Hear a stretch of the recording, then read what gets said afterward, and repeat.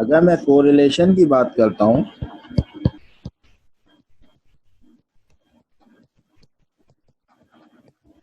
Correlation को couple के लिए यूज होता है, को एजुकेशन जहाँ दो तरह के वेरिएबल होते हैं। तो कोरिलेशन दो वेरिएबल के दरमियान रिलेशन, इसको डिनोट करते हैं आर के नाम से। फॉर्मूला जो होता है इसका, R is equal to N sum of X Y minus sum of X sum of Y whole divided by under radical sum of x square minus sum of X का whole square under radical sum of Y square minus sum of Y का whole square. ये हमारे पास correlation का formula होता है। सही है। Correlation का फार्मूला देखा हमने। कोरिलेशन फार्मूला तो लिख लिया मैंने। ये जो चीज है ये वही कोवेरियंस है। ये कोवेरियंस एक्स कॉमा वाई है और इधर standard deviation of x, variance नहीं है, अंडर रेडिकल है तो स्टैंडर्ड डेविएशन, स्टैंडर्ड डेविएशन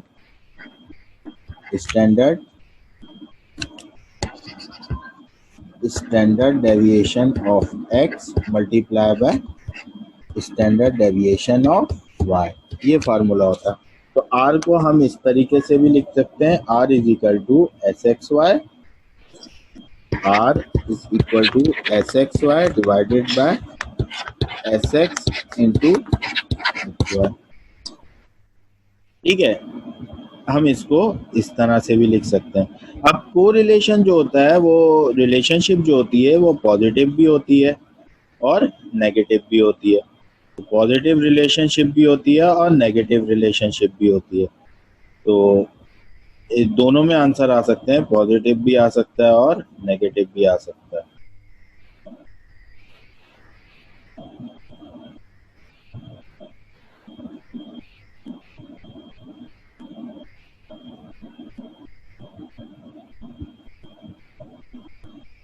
अच्छा, इधर मैं आपको कोवेरियंस का भी फार्मूला लिखवा देता हूँ। वेयर कोवेरियंस जो होता है एस एक्स वाई, कोवेरियंस होता है basically covariance x comma y s x y is equal to sum of x minus mean sum of y minus mean. ये सिंपल एक्स माइनस मीन है, y minus mean upon n. ये s, ये इसका formula हो गया S x Y का। अच्छा, S x और एस एक्स का फार्मूला, एस एक्स के लिए फार्मूला ये सम ऑफ एक्स माइनस मीन का स्क्वायर डिवाइडेड बाय एन। ये वेरिएंस का फार्मूला होता है। इसी को अंडर रेडिकल ले लें तो एस एक्स हो जाता है। इसी को एस स्क्वायर एक्स का ये फार्मूला है। अगर इसी को एस एक्स का फार्मूला बना दें तो इसी चीज को अंडर रेडिकल ले लें, यूं भी लिखते हैं, और यहाँ स्क्वायर से स्क्वायर कट जाता है तो यूं भी लिखते हैं, सम ऑफ एक्स माइनस, यूं भी लिखते हैं अंडर रूट में। तो सिंपल इसी तरीके से याद रख लें कि इसको अंडर रेडिकल ले लेते हैं, क्योंकि वेरिएंस का अंडर रेडिकल, तो एक्स स्क्वायर वाई का formula sum of y minus mean का स्क्वायर डिवाइडेड बाय एन। तो इधर एस वाई का फार्मूला जो हो जाता है under radical sum of y minus mean. Standard deviation का ही फार्मूला है। स्टैंडर्ड डेविएशन का फार्मूला ये भी होता है एंड और ये भी फार्मूला होता है। तो इस हिसाब से भी लिख सकते थे h square x is equal to sum of x square divided by N minus sum of x divided by N का होल स्क्वायर। इसी तरीके से इसका अगर एस एक्स होता तो एस एक्स, इसको भी अंडर रेडिकल में लिख लेते, sum of x square divided by N minus sum of x divided by N का होल स्क्वायर। और इसी तरह से standard deviation Y, variance of Y का जो फार्मूला है स्टैंडर्ड डेविएशन का स्क्वायर वेरिएंस कहलाता है, और वेरिएंस को अंडर रेडिकल ले लो तो स्टैंडर्ड डेविएशन कहलाता है, ठीक है ना।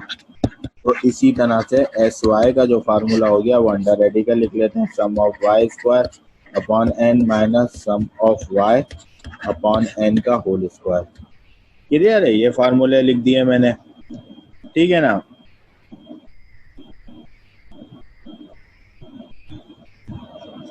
ये स्टैंडर्ड डेविएशन के फार्मूले हैं।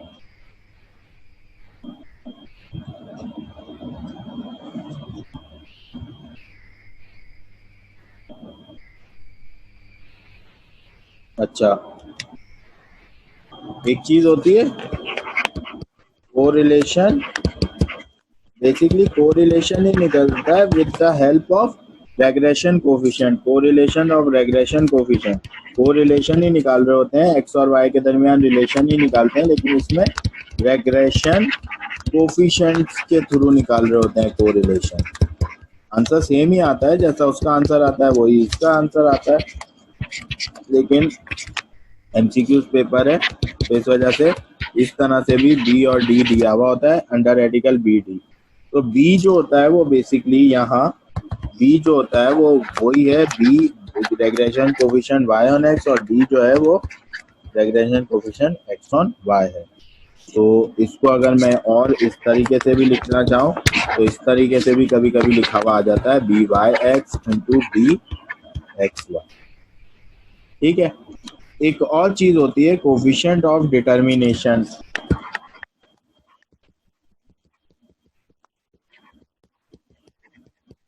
Coefficient of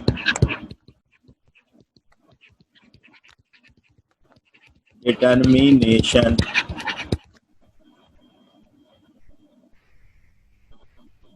coefficient of determination basically r का स्क्वायर होता है। कोफिशिएंट ऑफ डिटर्मिनेशन क्या होता है, आर का स्क्वायर। तो coefficient of r square is equal to are का होल स्क्वायर कर देते हैं डिटर्मिनेशन। तो इसके भी फार्मूले सेम ही होते हैं, सिर्फ आर का फार्मूला है उसका स्क्वायर कर देते हैं, R square is equal to are का जो फार्मूला था उसको मैं क्या फार्मूला था, N sum of X Y minus sum of X sum of Y divided by under radical sum of x square minus sum of X का whole square N sum of Y square minus sum of Y का whole square, इसका whole square कर दूंगा, ये formula हो गया, ठीक है ना। इसी तरह आर स्क्वायर का फार्मूला है इस तरह से, r square is equal to s square x y divided by s x square s y square, इसको इस तरह से भी लिख लेते हैं एस स्क्वायर एक्स, क्योंकि ये स्टैंडर्ड डेविएशन वेरिएंस को शो करा रहा है, एक्स को छोटा था, into s square Y.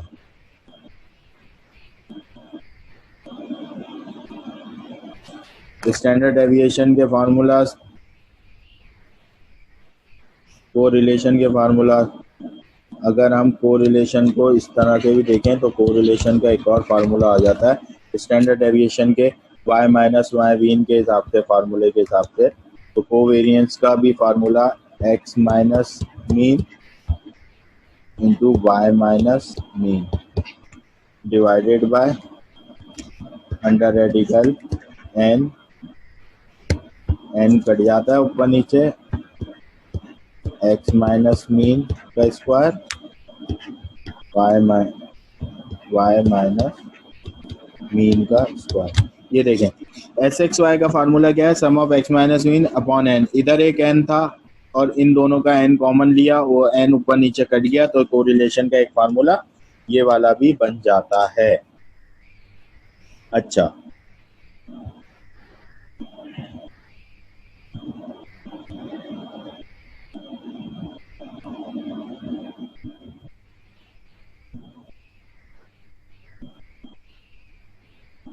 MCQs के हिसाब से कोरिलेशन तो फाइंड आउट करना आसान है, लेकिन इसकी कुछ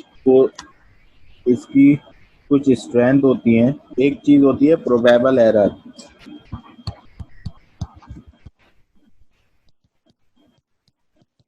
कि प्रोबेबिलिटी कितना एरर हो है इन दोनों के दरमियान जो रिलेशनशिप निकाली है उसका एरर क्या है। तो पी ई उसका फार्मूला होता है 0.6745 1 minus are square upon under root N.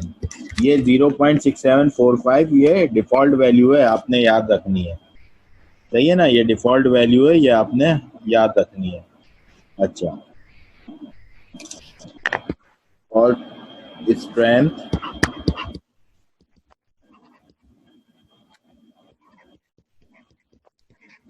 Of,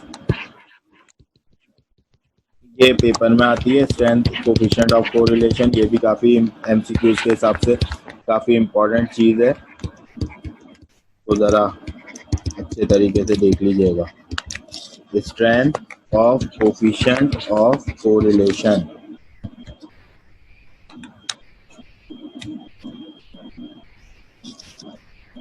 एक तरफ मैं आर ले लेता हूँ, एक तरफ मैं डिग्री ऑफ एसोसिएशन ले लेता हूँ, डिग्री ऑफ एसोसिएशन।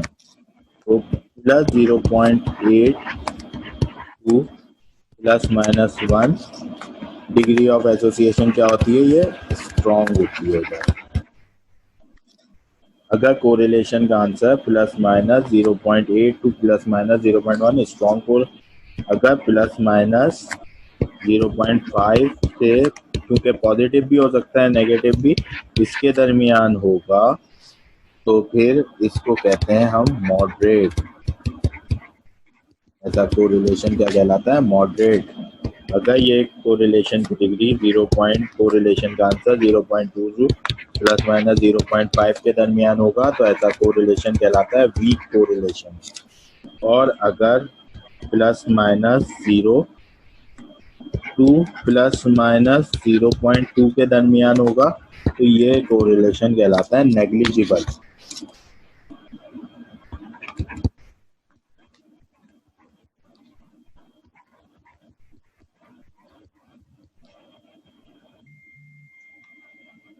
ठीक है, ये स्ट्रेंथ होती हैं, ये याद रखनी है कि 0.8 से 1 के दरमियान जो होती है वो कोरिलेशन होते हैं।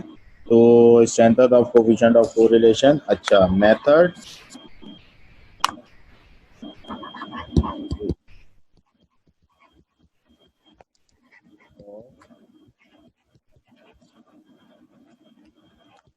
methods of studying correlation।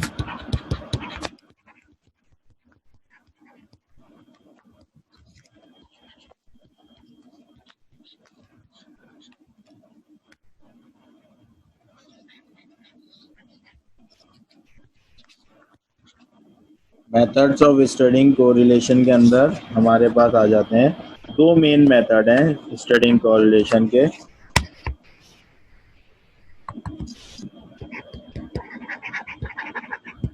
दो मेन मेथड हैं, तो following are the two main methods of studying को।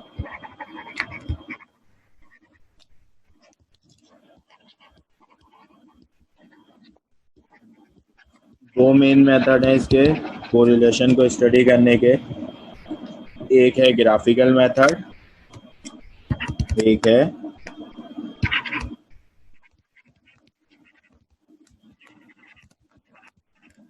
Graphical method, GRAPHI। Graphical method जो कि स्कैटर डायग्राम्स होती हैं। कैसे बनती हैं स्कैटर डायग्राम, बना देता हूँ मैं, बताता हूँ अभी। और सेकंड मेथड है मैथमेटिकल मेथड जो कि कैलकुलेटर के थ्रू हो जाएगा। तो मैथमेटिकल मेथड एक आ गया, ग्राफिकल मेथड दूसरा आ गया mathematical method.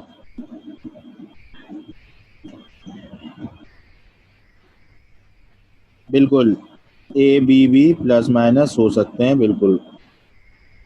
Correlation of determination basically सिर्फ निकालना होता है, स्ट्रेंथ जो होती है वो कोरिलेशन की होती है सिर्फ। सही है। ग्राफिकल मेथड में स्कैटर डायग्राम देख लें आप। मैं पहले इसको डिस्क्राइब कर देता हूँ क्योंकि फिर फार्मूला के थ्रू मैथमेटिकल मेथड होता है, तो ग्राफिकल मेथड को थोड़ा सा डिस्क्राइब कर देता हूँ मैं। ग्राफिकल मेथड है, अच्छा बहुत इंपॉर्टेंट चैप्टर है, 10 मार्क्स आते हैं पेपर में इससे। स्टैट्स का बहुत ही इंपॉर्टेंट चैप्टर है, 12 और 13, ये 13 चैप्टर है, तो बहुत ही इंपॉर्टेंट चैप्टर है आपका।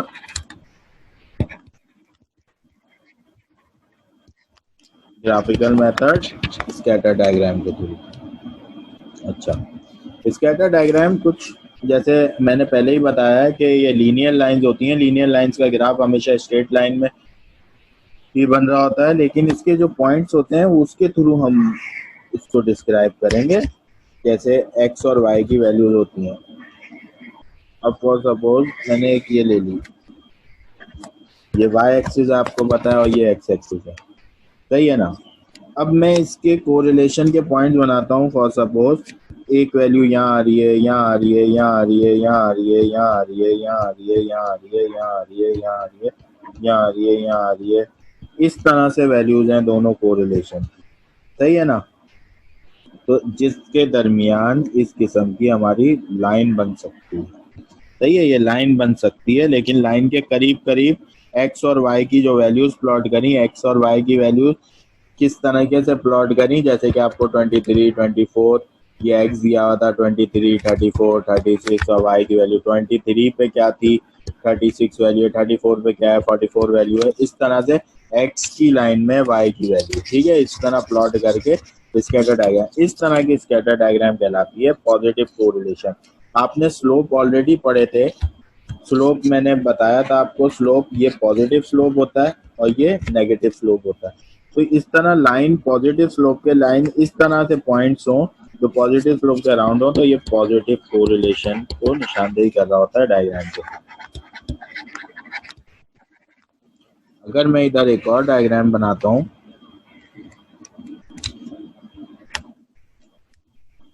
और उसके पॉइंट्स लाइन पे या लाइन के इंतहाई करीब मौजूद हों, लाइन पे या लाइन पे इंतहाई करीब, लाइन के ऊपर या लाइन के करीब करीब हों, तो ऐसी लाइन जिसके बिल्कुल लाइन पे या लाइन के बहुत करीब हों, ये कहलाती है perfect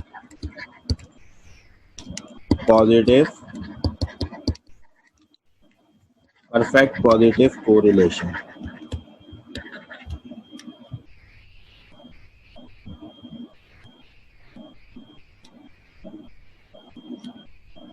positive correlation, perfect positive correlation, ये पॉजिटिव स्लोप पे थे।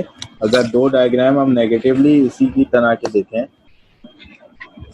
एक्स एक्सिस वाई एक्सिस, सही है ना, मैं ऐसी लाइन बनाता हूँ, पॉइंट जो है वो लाइन के करीब करीब है, सही है, लेकिन इस तरह से पॉइंट्स हैं, ऐसे प्लॉटिंग हुई हुई है, सही है ना, कोई यहीं आ रहा है, कोई यहाँ आ रहा है, जिनके दरमियान एक लाइन बन सकती हो जो यूं बना, तो ये नेगेटिव कोरिलेशन को डिनोट कर रहा होता है,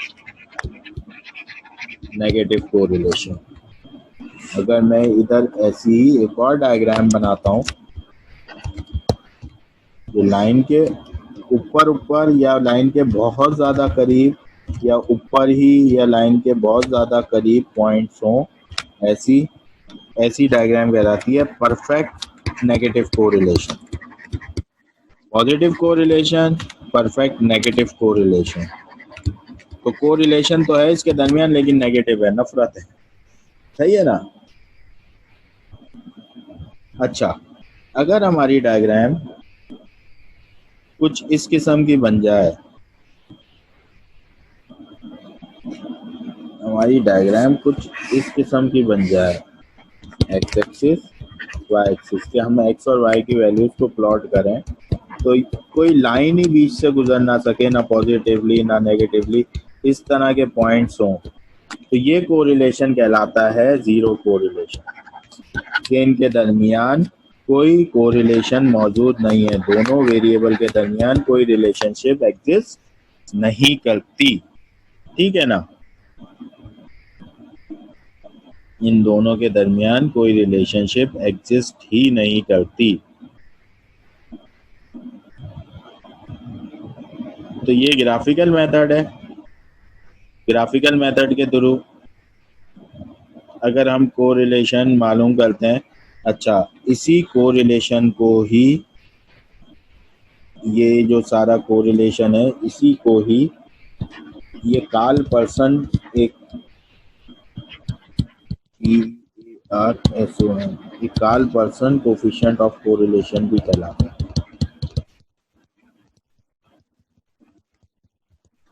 स्टैटिशियन था कार्ल पर्सन, उसका कोरिलेशन भी कहलाता है। Karl Pearson coefficient of correlation भी कहते हैं इसको, सिर्फ कोरिलेशन भी कहते हैं ना। इसकी एक छोटी सी एग्जांपल करते हैं कोरिलेशन के मैथमेटिकल मेथड पे। एक एग्जांपल ले लेते हैं। अगर हम एग्जांपल करें, एग्जांपल ले लेते हैं। एग्जांपल मैंने ले ली कि कुछ x की वैल्यूज ले लेते हैं। आप कैलकुलेटर में x की जगह x की वैल्यूज डालें और y की जगह y की वैल्यू डालें। जल्दी से कैलकुलेटर निकालिए, x की जगह x की वैल्यू पुट करें और y की जगह y की वैल्यू पुट करें।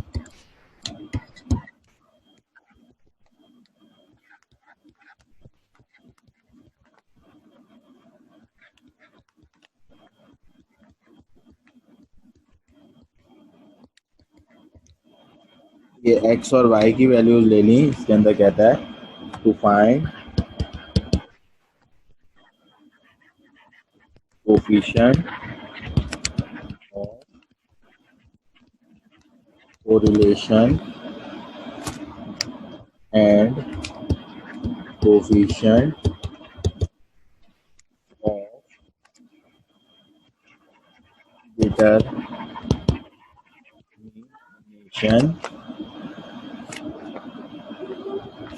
Coefficient of correlation, comma coefficient of determination and probable error. सब चीजें निकाल लेते हैं। सही है। आपने क्या किया, x के कॉलम की जगह x का कॉलम पुट किया, y की कॉलम की जगह y का कॉलम पुट किया, शिफ्ट दबा के स्टोर दबाया, स्टोर हो गया। AC दबा दिया, शिफ्ट दबा के 1 दबाया, 5 पे रेग्रेशन पे गए, 3 पे R लिखा हुआ है। देखें R की वैल्यू क्या आई। 3 पे R लिखा हुआ है, R की वैल्यू बताइए क्या आई। R की वैल्यू, R बेसिकली कोरिलेशन है। 23, 25, 27, 28, 31, 24,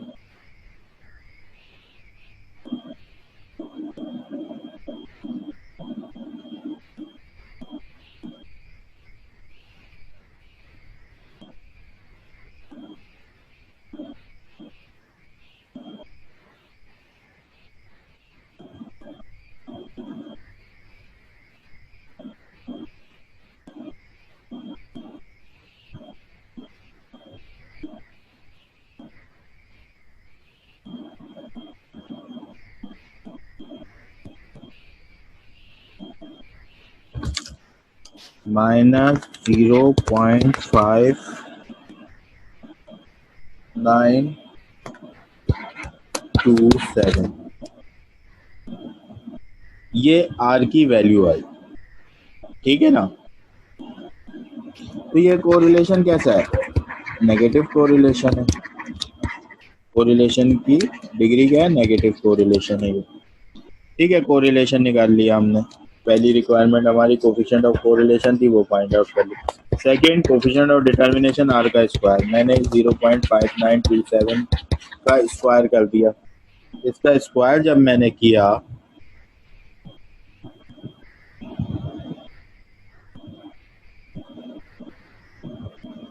तो डिटर्मिनेशन आ गया R square is equal to 0.3514 आ रहा है, 14 कर दिया मैंने। ये डिटर्मिनेशन आ गया मेरे पास। अगर मैं इसी का नाउ, ये मैंने कोरिलेशन फाइंड आउट कर लिया, इसका कोफिशिएंट ऑफ कोरिलेशन या कोरिलेशन, ये मैंने coefficient of determination find out कर लिया। नाउ मैं प्रोबेबल एरर की तरफ चलता हूँ। तीसरी रिक्वायरमेंट थी मेरी प्रोबेबल एरर फाइंड आउट करने की। ठीक है ना। तो PE probable error 0.6745 bracket open 1 minus R square upon root n, ये फार्मूला है। ठीक है ना। आर स्क्वायर की वैल्यू भी ऑलरेडी मेरे पास मौजूद है 0.6745 माइनस आर स्क्वायर की value 0.3514 divided by root N N number of values कितनी गिवन है नंबर ऑफ वैल्यूज देखें 1 2 3 4 5 6 नंबर ऑफ वैल्यूज 6 गिवन है अंडर रूट 6 आ गया सही है ना तो आर स्क्वायर देखें प्रोबेबल एरर क्या निकल के आया प्रोबेबल एरर आ गया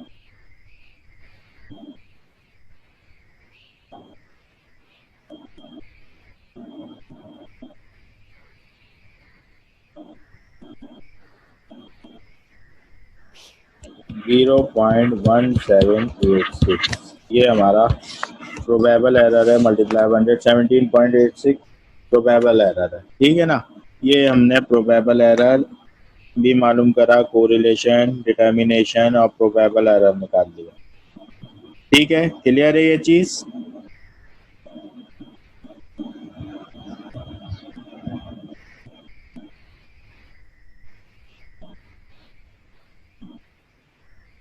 क्लियर है ठीक है ये कोरिलेशन रेग्रेशन की नेक्स्ट सैटरडे वाली क्लास जो होगी एनी क्वेश्चन रिगार्डिंग टॉपिक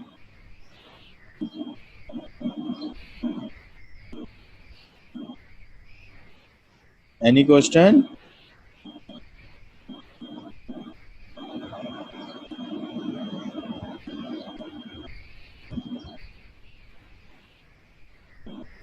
हाँ